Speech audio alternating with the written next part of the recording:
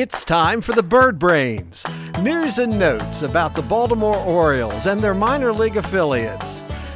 With our own Bird Brain hosts, Dave Beeson and Jeff Baker. Resurgence! Buckle up, sit back, and enjoy. You never know what's coming with the Bird Brains. I'll tell you what, you never know what's coming with this baseball team. No, you can talk about this podcast all you want, which nobody is, but that's beside the point. I'm just saying, you never know what's coming with this baseball team. Yeah, this last week was an incredible week. The last 6 out of 8 was an incredible stretch. It is. I don't care who you are. Yeah, 6 out of 7. They are now 9-8 since the trade deadline, and they are 5-1 since our last show. Yeah. Okay. Go figure. Yeah. Go figure that. I mean, they won the series against Seattle, a playoff contender, if not a lock. They take 2 or 3 from the Astros. Right. Another playoff contender, if not a lock. Who'd have thunk that? Right. And then they pull off a 2-game sweep of the Red Sox. Now, they were gifted. Yes. And isn't it nice to see somebody? It's nice to receive the gift. It is. Rather than to give the gift. To give the gift. Every now and then, it's nice to take one. They say it's better to give than it is to receive. Not in baseball. Not after this season. We have taken less than our share and given way too many. Yeah. So they are right now 8 games below 500. Yes. Okay. They're gaining 59 and 67. Yeah. They are 14 games behind Toronto. And get this, they're only 2 games behind Tampa. Right. Who may descend into last place. That's right. That's right. In the chase, in the chase, if you can call it that, for the wild card. As far as I'm not being overly optimistic here. No. But don't go there. But they're doing as well as any team that's in contention for a wild card spot right now. Okay.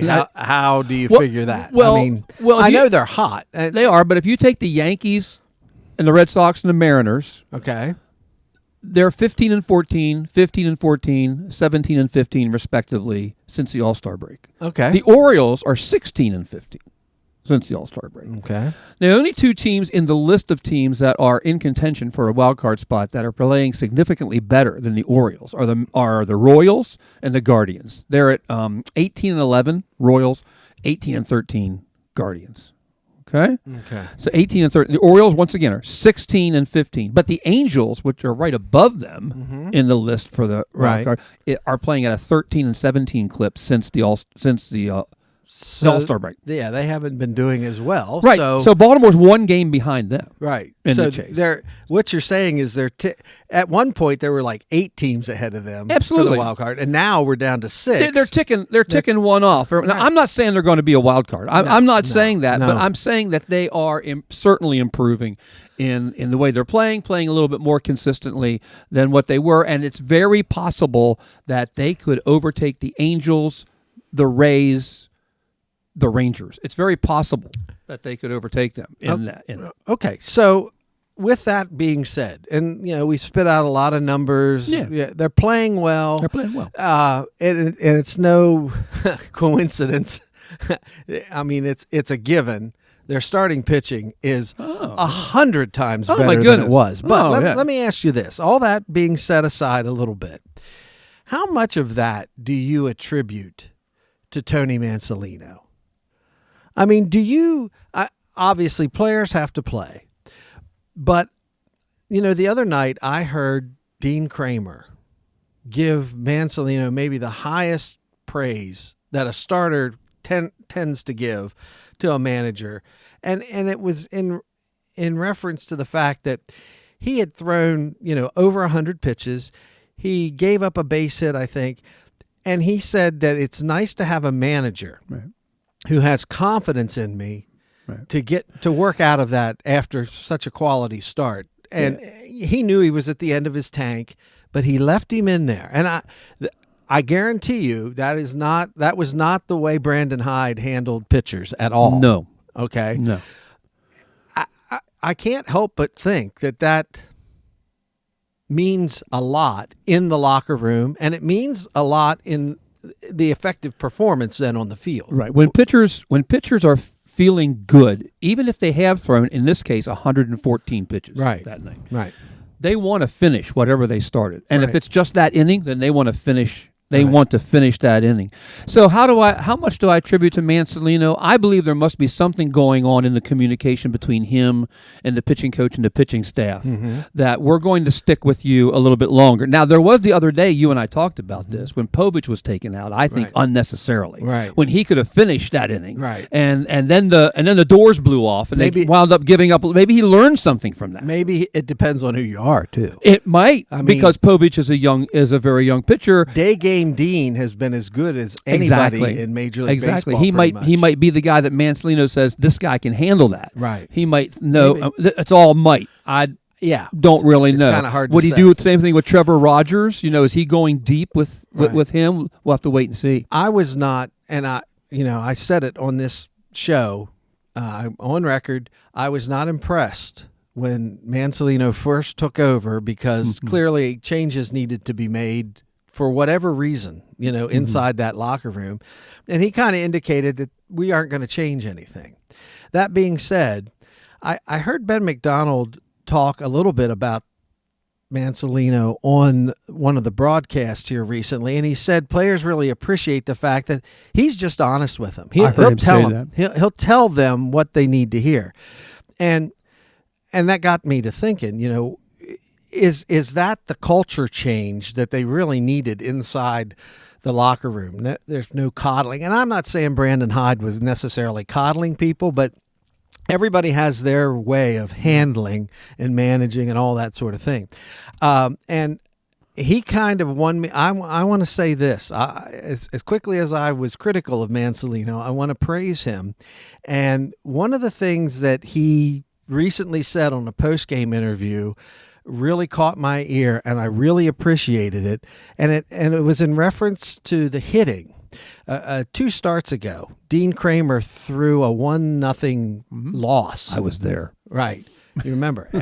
In the post-game interview, he said this about the hitting. If we're going to be a team that wins in the playoffs, those 5 guys are going to have pressure on them. So is it debilitating pressure? I wouldn't say so. Has it been a tough few days? Sure. Do you have to give credit to Kirby? Absolutely. He's pretty good.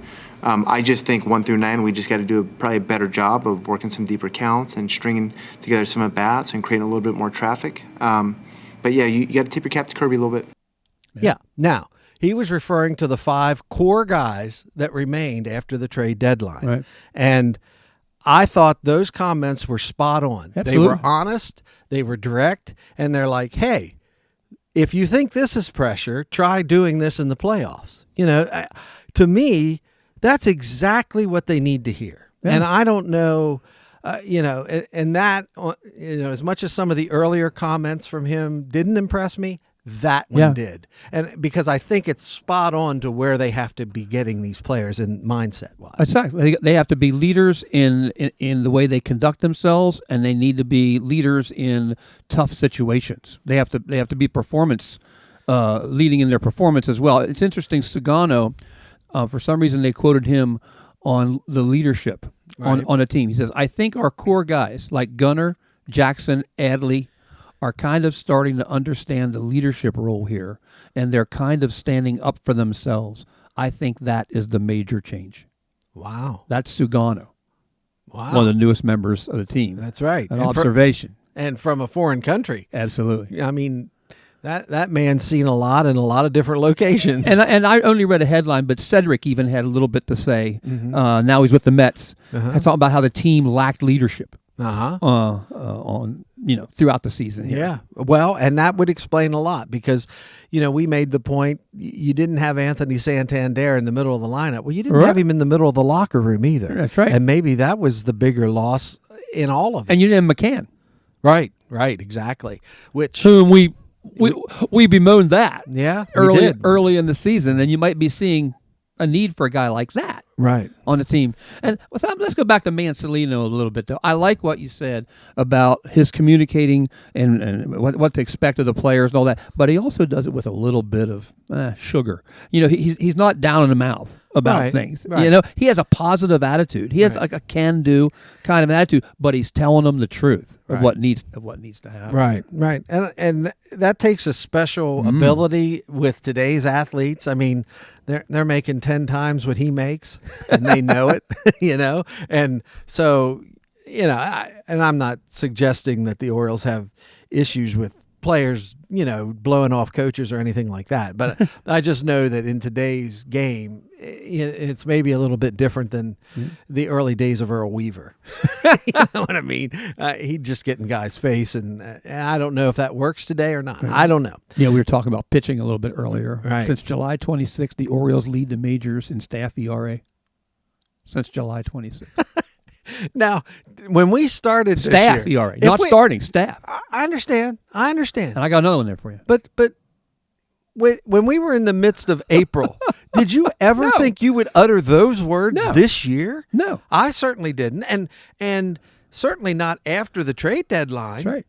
And today's the 21st, right? Right. Since August 1st, the last 20 days, the starters lead the major leagues in ERA at 2.26. Well, I tell you what, it doesn't hurt when one of your starters this past week almost threw a perfect game. And who was he?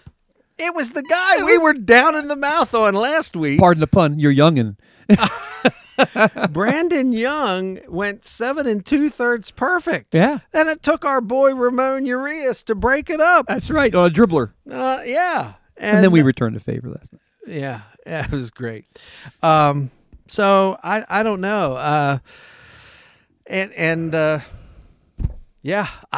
Sugano's turning it around.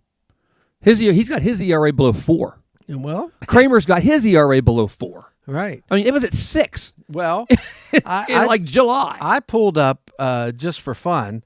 I pulled up the major league pitching leaders. Yeah. Since I want to say, what was it? Since June 1st. Okay. So the leaders in major league pitching since June 1st, at the top of the list are Christopher Sanchez from Philly. Okay. Garrett Crochet, who I still think we made a mistake not being more aggressive going after. Tarek Skubal, right? Paul Skeens. They're all quality. And Trevor Rogers. Right? And we're talking about Trevor Rogers since June 1st. Mm-hmm. He has pitched 78 2/3 innings, and he doesn't, like the Skeenses of the world, he averages a little over 11 strikeouts per 9 innings. Rogers doesn't. He's just a tick under 8 strikeouts per 9 innings, but he's right around the walk rate of 2 per 9 of the best, the very top of the list. Crochet walks under 2 a game, but he's in that stratosphere. The last 7 games, Rogers in the last 7 games, ERA of 1.3, 43 strikeouts. Get this, 8 walks. Mm-hmm. In 7 games, 8 walks. He has a whip of 0.76. 0.76. Walks and hits per inning. Wow. Honestly, those are ace numbers. That's Cy Young numbers if he would have had a good beginning of the year. Yeah. Yeah, well, so we're happy with him. We're very happy with him. But the other thing I was getting to on that list, since June 1st, if you go down on the list, our boy Dean Kramer shows up in the top 20. He is number 17 since June 1st. And, his ERA since June 1st is 3.36. So you just have to wonder, with the sell-off, with the guys that they have left, what does it do to you internally as a competitor? You have 2 choices, right? Your one choice is to pack up your suitcase and and give up. Start checking out the other vacation response, and maybe this is what you're after as a as a leader, as a GM of an owner of a team, right, you're looking for the guys who are going to say, I'm gonna play this out, and I'm going to play it to my best ability, and give it my all. And you find out what people are made of whenever you're at a time like that. Yeah. And maybe that's some of what's going on here. Well, could be. I mean, or maybe the pressure's just off. I don't know. Especially on the hitting side of this, it's almost like the veil has been lifted here, and the pressure has been released off of these hitters, and it's like they're able to play the game the way it's supposed to be played. Yeah. You got the distinct sense in the first part of this year that everybody was up there gripping the bat too tight. Yeah. Like every swing there was pressure on it. And, it's very frustrating because they were so clearly underperforming. There didn't seem to be any relief, from that. And then suddenly the season is, quote unquote, lost. We're selling off and the pressure's released. I don't know. It could be.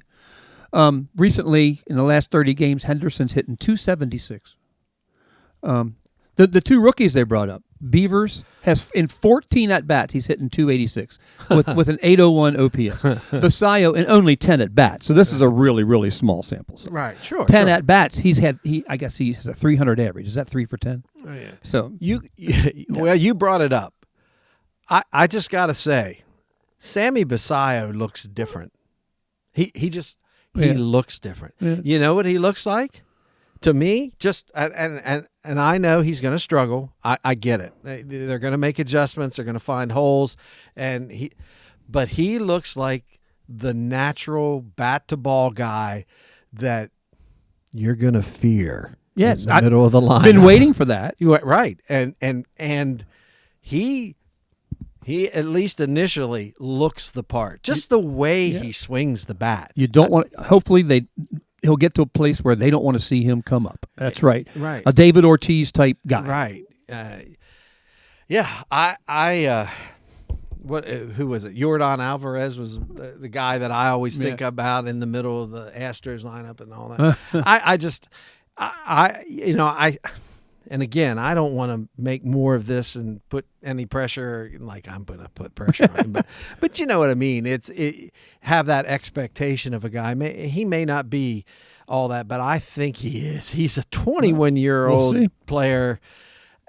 We will see. We will see. And will he make adjustments? He's going to have to learn. They're going to figure him out. Right? That's for sure. The Beavers, same way. But man, was it a jolt of energy to bring these guys up and instantly see performance, because we haven't seen that much. I mean, look at the struggles Kobe Mayo's had coming up and making that adjustment. Not so with these two. And if you look at Dylan Beavers, he has a nice short, compact type swing. They were commenting on that on the broadcast the other night. Right. It's almost like he doesn't finish the swing. Right. It's so short. Hand comes off the bat kind of thing. Right. And he's just poking it to wherever. Yeah. Hey, I'll take that, especially in an RBI type situation. Just give me bat on ball, which Sammy Basayo did the other night with the swinging bunt. I mean, who'd have thought that the 240-pound behemoth would provide a swinging bunt that drives in the winning run? Luck's better than skill. But to that point, there's some skill just being able to put the bat on the ball. I heard on the Ryan Ripken podcast, they commented about that, and he said when that pitch came out of the pitcher's hand and he saw it diving, in his mind he's thinking, "I got you this time," only to have him, hit the top of the ball just enough to put it in play. Either it's a foul ball or it's problem. Yeah, was it a split? Was it a split finger? Yeah, it was something diving. It was something diving out of the zone. Yeah, just think of how many people swing at those and just totally whiff them. Right. And he was able to catch a piece of it, and that's what we're talking about here. This exceptional bat to ball skill that It's, I liked Mansolino's response to that too. He didn't say anything about it being a lucky moment. He said, "Hey, the object of the game, put your bat on the ball." That's right. He says you don't score runs if you don't put the bat on the ball. And I wonder what the exit velocity was on that winning hit. And they said it was 14 miles an hour. There you go. That's the point we've been trying to make. No launch angle, 0. So, Yeah. So, Kyle Bradish. Let's talk about our boy Kyle. He's tentatively scheduled to make a start against Boston on August 26th. He pitched last night, his last rehab. And how'd it go? He got hit a little bit, but he threw 80 couple pitches. I noticed the time before that it was 74. Right. They're definitely building him up, and he's built up enough. He's going to be able to make a major league start. Good for him. He gave up a couple of runs in, I think it was a little over 5 innings. I don't have the stats right in front of me, but the point is, what are the minor league stats other than, they got his pitch count up over 80. Yeah, which is the goal. Which is exactly what they were looking to do. He wasn't, tomahawked all over the field. So he's ready, and August 26th against Boston is when he's penciled in. And at that point, there's some talk, and I don't know how you feel about this, of the Orioles going to a 6-man rotation, which, especially after the September 1st deadline when the rosters can expand, they have to add 2 players to their active roster, but they're still limited to only 14 pitchers. So I don't know how you feel about a 6-man rotation. I think that makes total sense. No problem with it. You're not, especially in the situation that they're in, I don't think you want to be throwing guys' arms out and, running guys out there that are overly fatigued anyway. I think it'll help a guy like Bradish, stay on schedule, right. And so why not? I think I can't see anything wrong with doing that. Of course, the problem with doing that normally is you're shortening your bullpen. But if you're going to be able to add a player or a pitcher after the 1st of September, why not? Are you saying we might see Cionel Perez again? No, I'm not saying that. Although I will issue a bird turd. Oh, man! And that goes to Yenye Cano, who doesn't seem to be able to get anybody out anymore, especially left-handed hitters. Wow. He has struggled this week. He struggled last week. He struggled pretty much all year. And I hope at some point, either through the rest of this season or the off season, the Orioles are able to get him back to throwing the way he What do did. you see his problem being? Well, just in general, I think he's missing his spots. Whereas before the ball was down, I think stuff's getting up in the zone, and when it does that with him, it doesn't move. Do you think the league has figured him out? Maybe. That if it's down, don't swing. Don't swing. Yeah, exactly. And so because it's going to sink. It's going to sink below the strike zone. And there could be that adjustment that they've made. That's certainly a distinct possibility, which just means you have to be more precise with how and where you're placing it. Right.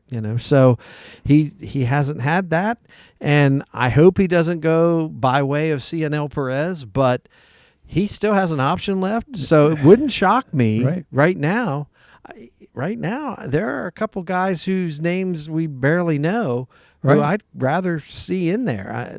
The Enns boy seems to he looks good. Wolfram, Wolfram looks good, looks serviceable. And in tight spots now, I'm thinking I don't want to see Cano.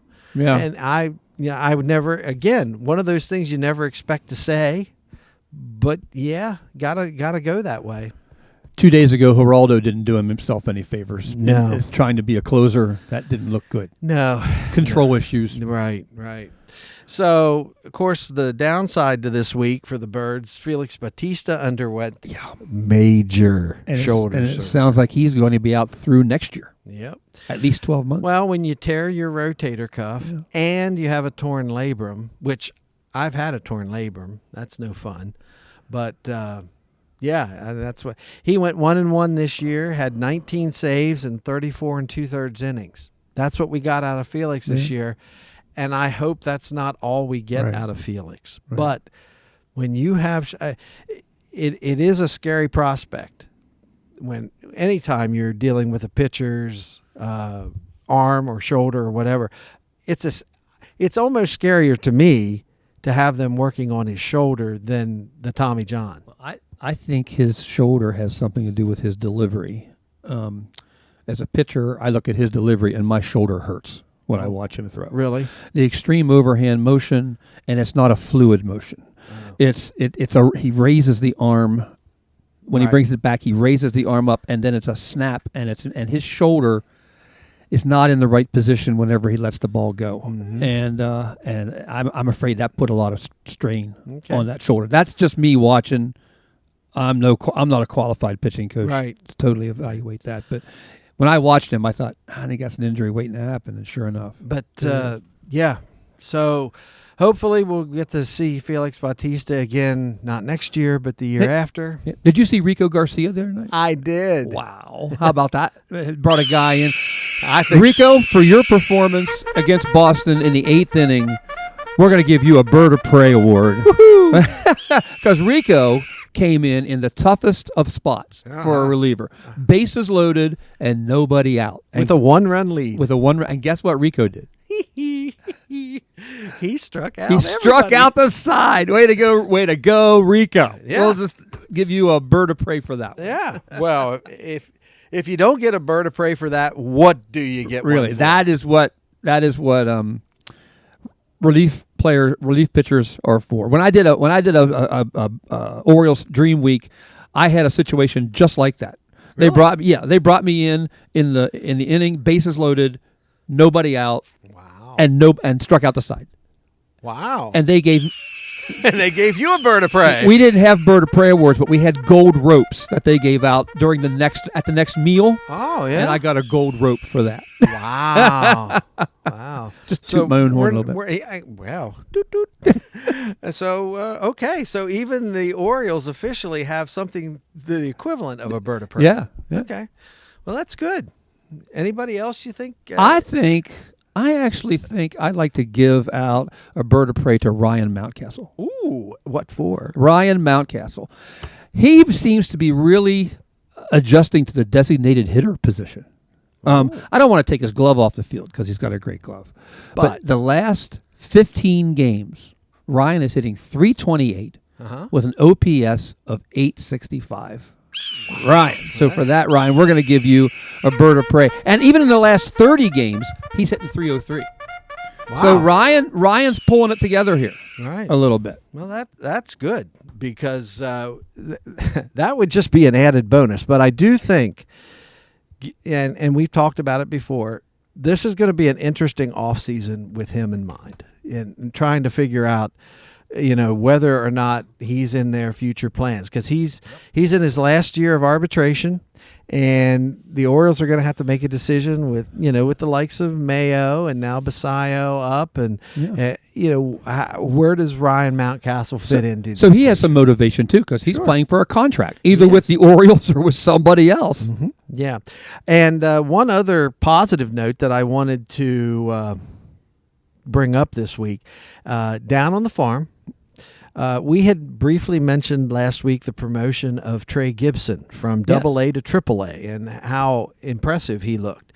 And he's impressed enough that he is beginning to show up on some of the lists of top 100 Major League Baseball prospects of all of Major League Baseball. He's peeking inside some of these lists in the 90s to join the Beavers and the Basayos of the Orioles farm.